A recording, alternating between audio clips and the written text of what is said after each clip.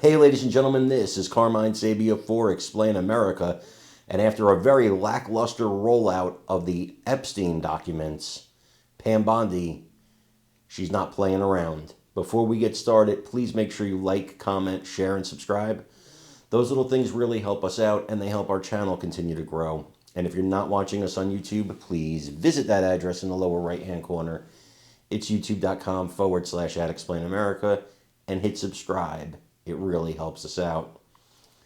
Pam Bondi is furious because there are certain rogue agents in the New York office, apparently, of the FBI who are withholding documents related to Epstein, his client list, and all of that. All these Epstein files. Well, Pam Bondi has demanded they be released and be released immediately, and Kash Patel has signed on to this, there will be repercussions, legal repercussions, for the rogue FBI agents who do not want to play ball, who for some reason want to hide what's on this list. We don't know what that reason is. I don't care if it's a Republican or Democrat on this list. Again, being on the list doesn't mean you did something. I want to point that out.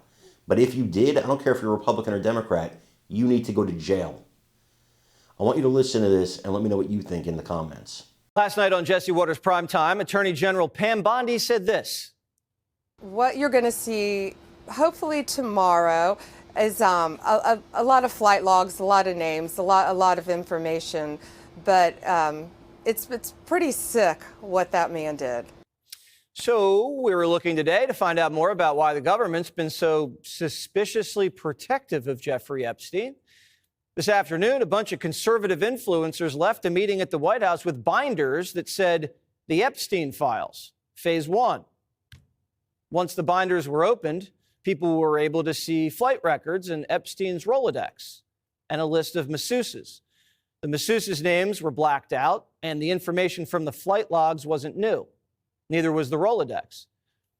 When we began to feel duped, Pam Bondi released a letter that says, basically, I was duped too.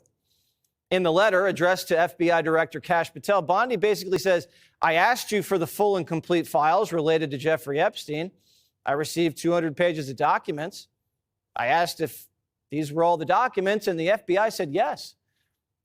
Late yesterday, I learned from a source at the FBI field office in New York was in possession of thousands of pages of documents related to the investigation and the indictment of Epstein. Despite my repeated requests, the FBI never disclosed the evidence of these files.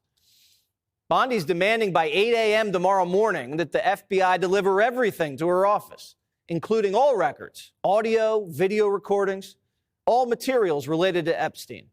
And she ensures DOJ will disclose everything. And she's directing Patel to begin an immediate investigation into why the FBI isn't following orders.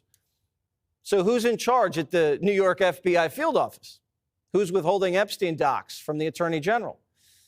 James Dennehy is running the show there. There he is. This is the guy who emailed his whole staff to dig in after Trump took office. And don't forget that James Comey's daughter is an assistant U.S. attorney for the Southern District of New York. She worked on the Epstein and Maxwell cases. She's kind of knee-deep in this. Epstein was facing sex trafficking charges in Lower Manhattan. Where's all that paperwork? The FBI seized computers, surveillance videos, banking records, file cabinets, and photographs from all of Epstein's properties in New Mexico, the Virgin Islands, Palm Beach, and in New York. The Justice Department also gave Epstein a sweetheart non-prosecution deal 17 years ago. Where are those files? The Bureau of Prisons. Where are those files? You remember where Epstein killed himself? I asked Bill Barr about that, why everything seemed to go wrong that night. When I first heard all the information and all the coincidences here, I was suspicious. What were the coincidences? I mean, those were a lot of coincidences. Well, one of the cameras was out. Right. He was supposed to have a cellmate. The cellmate left. They didn't replace the cellmate. And the guards who were supposed to check him every half hour didn't check him. My EMT source said he was on the scene immediately to pull Epstein's body out to the morgue. And when he got to the cell, he saw 7 people there touching Epstein's body and moving stuff around. Trump did say during the campaign he'd release these files, so it's not like this came out of the blue. Jeffrey Epstein did act as an informant to the FBI. Is the Bureau embarrassed? Is the Bureau embarrassed that they let hundreds of young victims down? This was all happening right under everyone's noses. Epstein was probably an intelligence asset, rumored to be working with the Israelis, maybe this country, probably other countries. Was he a double agent? He had dirt on everyone and a knack for making cash. And he's dead. So the government has no one to protect but themselves.